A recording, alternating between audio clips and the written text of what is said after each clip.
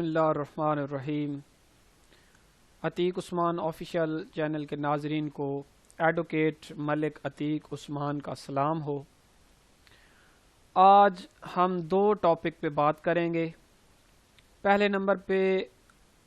ملزم اور مجرم میں کیا فرق ہے،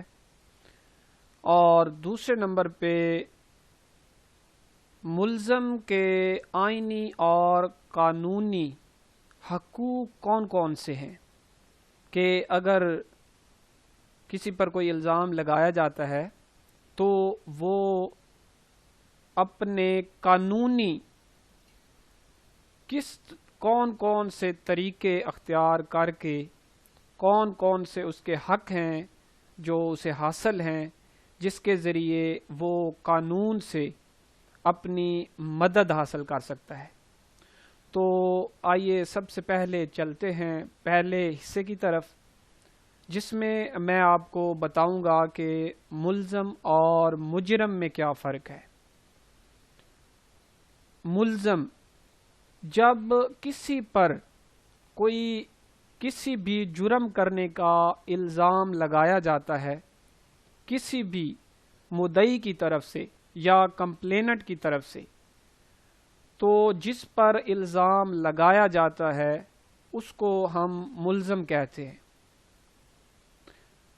یعنی اگر کسی پر کوئی ایف آئی آر ہوتی ہے یا استغاثہ ہوتا ہے جس میں کسی ملزم کو کسی فرد پر کوئی الزام لگایا جاتا ہے کہ فلاں بندے نے میرے ساتھ، یا وہ جو کمپلینٹ ہوتا ہے یا مدعی ہوتا ہے اس کے ساتھ فلاں زیادتی کی ہے، تو وہ جب وہ کسی پر جس پر وہ الزام لگاتا ہے وہ اس کے لیے ملزم ٹھہرایا جاتا ہے۔ یہاں یہ میں آپ کو بتاتا چلوں کہ اگر جب کسی پر ایف آئی آر ہوتی ہے تو اس کو، جب کسی ملزم پر ایف آئی آر ہوتی ہے تو اس کو ہم مجرم نہیں کہیں گے بلکہ ملزم کہیں گے۔ ملزم مجرم تب بنتا ہے جب عدالت سے ایک پروسیجر، ایک طریقہ کار کے مطابق کاروائی میں اس ملزم پر وہ جرم ثابت ہو جاتا ہے، شہادت کے ذریعے یا ڈاکومنٹری ثبوت کے ذریعے یا کسی بھی طریقے مدعی جب یہ ثابت کر دیتا ہے کہ یہ بندہ اس نے فلاں جرم کیا ہے، تب وہ ملزم سے مجرم بن جاتا ہے، اور اس وقت عدالت جو چاہے اس کو سزا دیتی ہے۔ وہ امپریزنمنٹ بھی ہو سکتی ہے، فائن بھی ہو سکتا ہے۔ سزاؤں کی مختلف اقسام ہیں جن کے لیے میں الگ سے ویڈیو بناؤں گا، تو لیکن ابھی یہاں پر ہم صرف بات کرتے ہیں ملزم اور مجرم کی۔ تو میرے خیال میں آپ کو اب تھوڑا بہت وضاحت ہو چکی ہوگی کہ ملزم اور مجرم میں کیا فرق ہے۔ تو مجرم بننے سے پہلے یعنی جب تک عدالت اس کو سزا نہیں سناتی، عدالت کی طرف سے کوئی جرمانہ عائد نہیں کیا جاتا، اس سے پہلے اس ملزم کے پاس بہت سے قانونی حقوق ہوتے ہیں جو کہ وہ اپنے لیے، اپنی احتیاط کے لیے، اپنے بچاؤ کے لیے استعمال کر سکتا ہے۔ تو آئیے چلتے ہیں اور سنتے ہیں کہ وہ ملزم جو ہے وہ اپنے لیے کیا کیا قانونی حقوق رکھتا ہے۔ سب سے پہلا حق جو ہے ایک ملزم کا، وہ یہ ہے کہ جب کسی کو گرفتار کیا جاتا ہے، یعنی جب کسی پر ایف آئی آر ہوتی ہے تو جب اس کو گرفتار کیا جائے تو وہ حق رکھتا ہے، وہ پولیس سے پوچھنے کا یہ حق رکھتا ہے کہ اس کو بتایا جائے کہ آیا کہ اس کو کس جرم کے تحت گرفتار کیا جا رہا ہے، اس پر کیا الزام لگایا گیا ہے۔ نمبر 2 پہ آتا ہے کہ وہ ملزم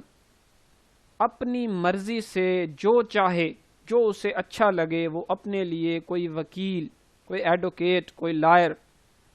ہائر کر سکتا ہے۔ اس کے بعد تیسرے نمبر پر آتا ہے کہ جب پولیس کسی ملزم کو گرفتار کرتی ہے تو وہ اس ملزم کو 24 گھنٹے پورے ہونے سے پہلے تک عدالت کے روبرو پیش کرنے کی ذمہ دار ہے۔ ملزم کو یہ حق حاصل ہے کہ اس کو 24 گھنٹے پورے ہونے سے پہلے عدالت میں پیش کیا جائے۔ ہاں، یہ الگ بات ہے کہ جب ایک بار پولیس عدالت کے پاس لے کر جاتی ہے اس ملزم کو، تو وہاں پر وہ ریمانڈ کی مانگتی ہے عدالت سے، جس میں عدالت کی ثوابدید ہوتی ہے، عدالت موقع دیکھتی ہے، حالات و واقعات دیکھتی ہے، پھر اس کے بعد وہ ریمانڈ، جسمانی ریمانڈ پر، یعنی وہ پولیس کو اجازت دیتی ہے کہ وہ اتنے دن کے لیے 2 دن یا 4 دن، زیادہ سے زیادہ یہ 14 دن تک ریمانڈ، جسمانی ریمانڈ میں کسی ملزم کو رکھا جا سکتا ہے۔ تو یہ ریمانڈ کے لیے میں نے الگ سے بھی ایک ویڈیو بنا رکھی ہے، وہ آپ میرے چینل پہ وزٹ کر کے دیکھ سکتے ہیں۔ اس کے بعد چوتھے نمبر پر آتا ہے کسی ملزم کو ڈبل جیوپارڈی، یعنی دوہری سزا کسی ایک جرم میں، یعنی ایک ملزم ہے، اس نے ایک بار ایک جرم کیا اور اس میں اس نے سزا پائی، یعنی وہ جرم ثابت ہوا اور اس کو فائن ہوا یا امپریزنمنٹ ہوئی، اس نے اس جرم کی وہ سزا پائی، پوری کر لی، جرمانہ ہوا وہ ادا کر لیا یا کوئی قید ہوئی وہ اس نے پوری کر لی، تو اسی جرم میں دوبارہ پولیس اس کو گرفتار نہیں کر سکتی، نہ ہی اسے دوبارہ اسی جرم میں سزا دے سکتی ہے۔ اس کے بعد 5ویں نمبر پہ جو ایک ملزم کا حق ہے وہ ہے ریٹرو پروسپیکٹو پنشمنٹ، جو ہے وہ ملزم کو نہیں دی جا سکتی۔ اس کا مطلب کیا ہے ریٹرو پروسپیکٹو کا؟ کہ ایک ملزم جو آج کسی جرم میں اس کو پکڑا گیا، تو اس کے کچھ دنوں بعد، یعنی جب اس کو پکڑا گیا اس وقت جب اس پر ایک جرم ثابت ہوا تو اس میں سزا کچھ اور تھی، اور کچھ دن بعد جب اس نے جرم کیا اس کے کچھ دن بعد اس جرم کی، جس جرم میں اس کو گرفتار کیا گیا تھا، اس جرم کا کوئی نیا قانون آیا، اس میں اس جرم کی سزا بڑھا دی گئی۔ تو ایسا نہیں ہوگا کہ ایک جرم جو اس نے کیا ہے وہ جب قانون پاس ہو رہا ہے اس کے جرم کرنے کے 15 دن بعد کہ اگر کوئی فلاں شخص یہ جرم کرے گا تو اس کو یہ سزا دی جائے گی، تو وہ جو 15 دن بعد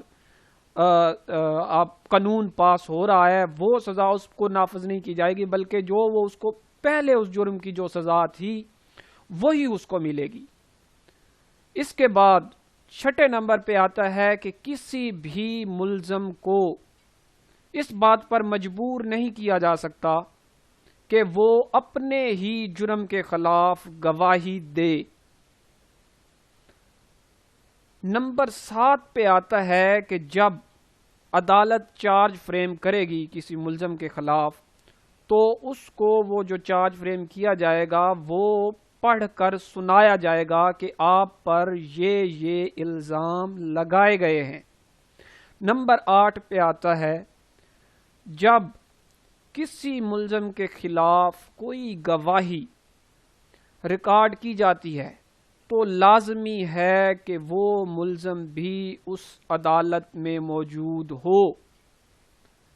یعنی ملزم کے سامنے ہی وہ گواہ وہاں پہ آئے گا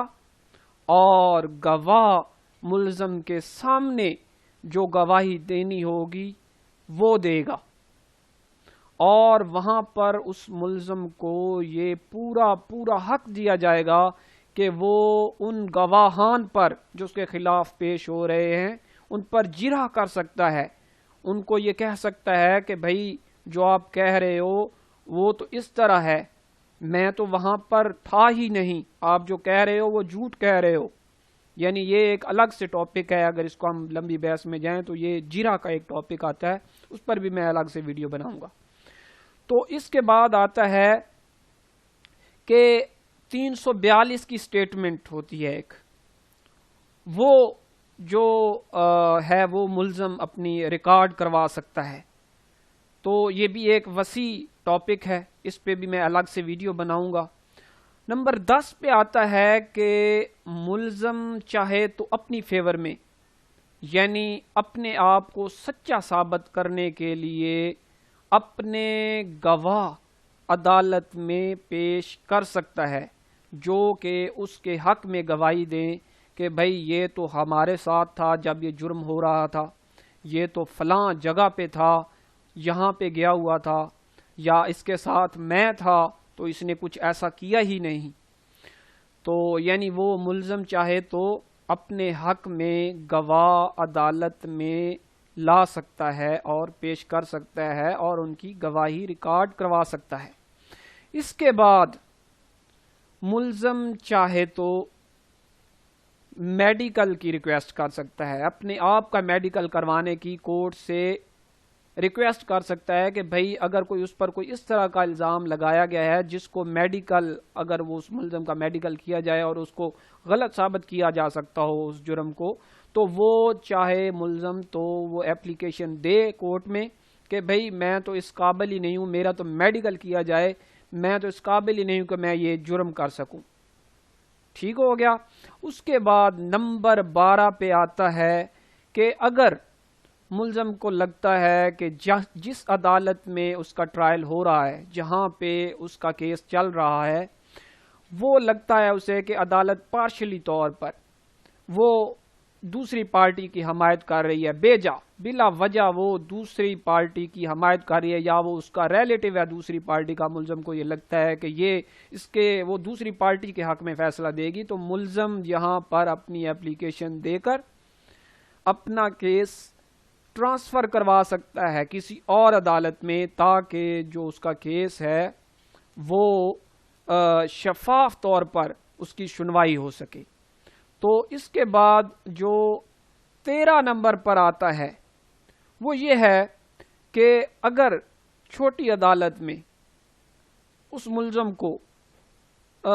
کوئی جرمانہ ہو جاتا ہے، کوئی سزا ہو جاتی ہے، اور وہ ملزم سمجھتا ہے کہ یہ جو فیصلہ عدالت کا ہوا ہے یہ غلط ہوا ہے، یہ قانون کے مطابق نہیں ہوا، تو تب وہ اپنی اپیل فائل کر سکتا ہے اس سے بڑی عدالت میں، یا وہ ہائی کورٹ جا سکتا ہے اپنی ضمانت کے لیے، یا وہ ریویژن کروا سکتا ہے کہ اسی عدالت میں وہ فائل کر سکتا ہے ریویژن کہ بھئی میں اس عدالت جو ہے وہ اپنے فیصلے پر دوبارہ سے نظر ثانی کرے کہ اس میں یہ کوتاہیاں رہ گئی ہیں جس کی وجہ سے مجھ پر یہ جرم ثابت ہو گیا ہے، حالانکہ میں نے تو یہ جرم کیا ہی نہیں. تو یہ تھے کچھ نکات، کچھ حقوق ملزم کے جو کہ میں نے آپ کو آج بتائے. امید ہے آپ کو میری آج اس ویڈیو سے کچھ انفارمیشن ملی ہوں گی. اگر آپ کو میری آج کی یہ ویڈیو اچھی لگی ہو تو پلیز مجھے کمنٹ میں بھی ضرور بتائیے گا، اور اگر ابھی تک آپ نے میرا چینل سبسکرائب نہیں کیا تو پلیز سبسکرائب بھی کر لیں تاکہ آئندہ آنے والی جو بھی ویڈیوز ہیں وہ آپ تک پہنچ سکیں. Thank you. اللہ حافظ.